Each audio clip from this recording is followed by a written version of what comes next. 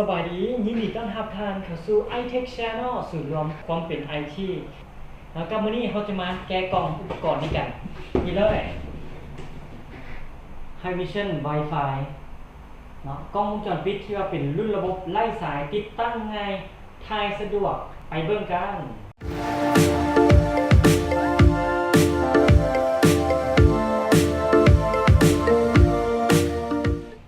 ก่อนอื่นเราจะมาแก้กล้องกันว่ามีอย่างแน่อยู่ในนี้ด้านหน้าเนาะแก้ไปเลยแก้ต้องเอาทางด้านทึงออกก่อนขอตั้งเป็นโดนิซ่าเพื่อจะออกมาแบบง่ายๆนี่คือกล้องนี่คือกล้องนี่คืออุปกรณ์ส่วนกล่องของเราเรามาเบิ่งกันว่ามีอย่างอีกแต่เบิ่งทางด้านในตัวนี้จะเป็นหัวบันทึกขอฟ้าไว้ขันก่อนลองเบิ่งเครื่องทางด้านในนี่สารพัดอย่างเลยที่ในนี้จะมีแบบเป็นเสาอันเส้นของกล้องจะมีเป็นพวกต่อกรณีต้องการเลนส์สายเลนส์ที่ใส่ให้ดีไว้แถมให้อีกฟรีเลยเป็นต่อที่จอจบเลยตัวนี้เป็นอะแดปเตอร์ของกล้อง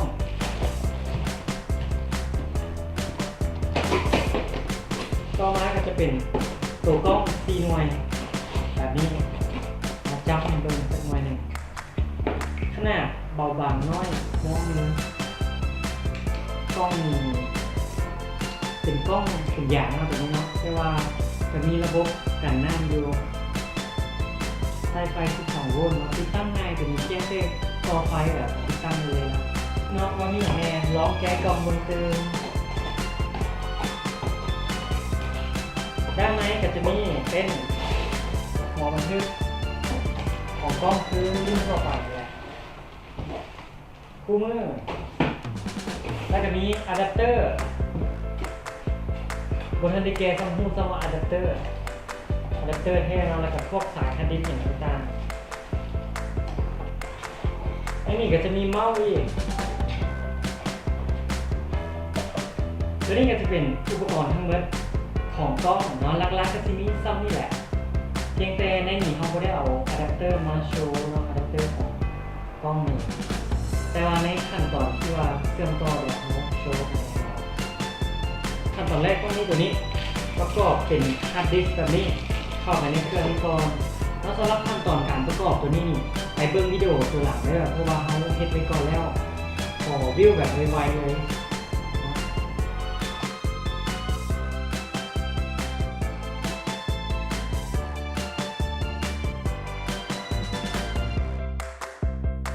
หลังจากที่เขาประกอบอุปกรณ์นอกต่อไฟอย่างเรียบร้อยแล้ววันนี้เขาจะมาฮอด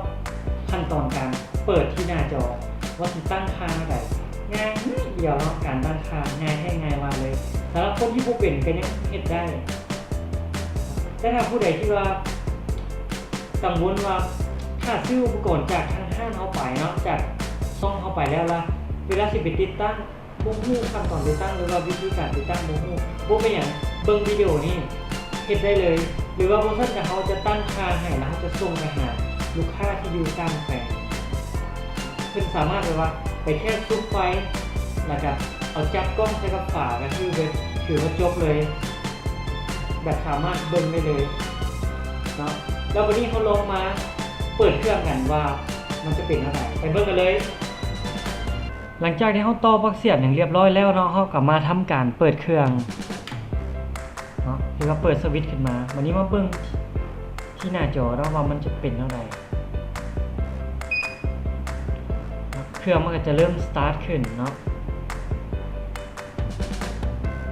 หลังจากนั้นภาพมันก็จะขึ้นมาหน้าจออย่างนี้เนาะเป็นชื่อหัวบันทึกมันเนาะเป็นของ Hivision นั่นเองตัวนี้มันจะโหลดขึ้นมาเขาต้องรอท่าหน่อยนึงในการบูตเข้าในระบบการตั้งค่ามันนั่นเนาะเข้ามาขั้นแรกจะได้ยินเสียงแล้วนี่เนาะสำหรับเครื่องใหม่ๆที่บนทันตั้งค่ามาเลยมันจะดังนะนี่ ให้ถือเป็นเรื่องปกติเนาะเพราะว่าเฮาบ่ทันได้ตั้งค่าแล้วมันก็จะดังแล้วนี่แหละเข้าไปเบิ่งในนี่ตั้งค่า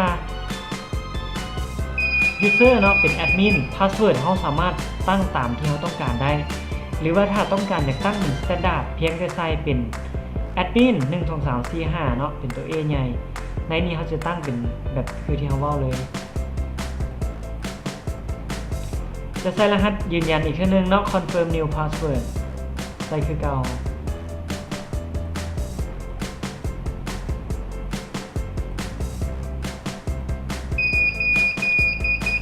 รหัสที่ใส่ activate กล้องเนาะจะใส่คือกัน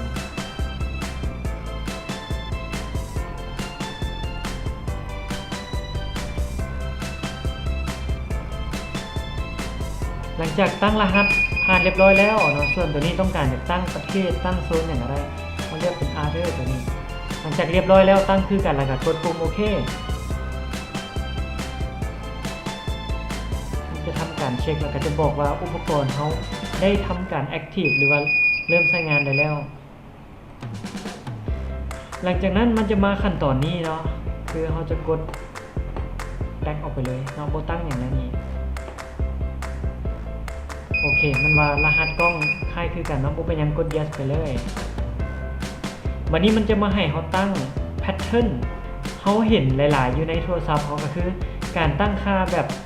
ใส่แบบ pattern แบบการแต้มเอาเขาจะเป็นต้องมาพิมพ์รหัสใส่เนาะใส่แบบนี้ก็ได้แต่ด่านของเขาไม่น่าจะใส่ประมาณนี้2 เทื่อเนาะเพื่อยืนยันว่าเครื่อง3มีแมนแค่โอเคตอนนี้สำเร็จแล้วสำหรับการตั้งแพทเทิร์นต่อมาแมนใส่รหัสต่อมาแมนให้เลือกภาษาเนาะซึ่งในนี่มันจะมีหลายๆภาษาเลยให้เขาเลือกหลายภาษาในที่นี้ขอตั้งเป็นภาษาอังกฤษเนาะเพื่อให้เป็น standard เลือก English แล้วก็กด apply ต่อมามันจะให้เลือกเป็นโซนเวลาเราตั้งวันที่ตั้งเวลาอย่างให้มันถือในนี้มันเขาจะเลือกเป็นบวก7 Bangkok Hanoi Jakarta โซนประเทศบ้านเขาเนาะตัวนี้กดเลือกเข้าไปเนาะเป็นบวก7นี่เช็คเบิ่งวันที่เดือนปีเนาะเวลาถูกต้องระบอถ้าถูกต้องแล้วเนาะกับมีแต่เบิ่งขั้นตอนต่อไปคือในนี่ initial list hard disk ตัวนี้นี่แม่นตั้งค่า hard disk พื้นฐานเนาะคือการฟอร์แมต hard disk นั่นแหละเขาก็มีแบบใหม่ถูกใช่นี่แล้วก็กดปุ่ม next หลังจากนั้นขั้นตอนนี้แหละเป็นขั้นตอนที่ว่ามันจะเพิ่มกล้องเข้ามาในหัวบันทึกซึ่งในนี่ตั้งง่ายๆเลยแต่ว่าอย่าลืมเสียบปลั๊กเสียบเนาะต่อไฟใส่กล้องทุกหน่วยให้มันมีไฟทุกหน่วยเนาะสังเกตมันจะมีไฟแดงสีแดงหรือสีฟ้าอยู่ตัวกล้องคือแนวนี้อันนี้นี่แม่นเขาต่อไฟแล้วเนาะไฟเข้าไปแล้ว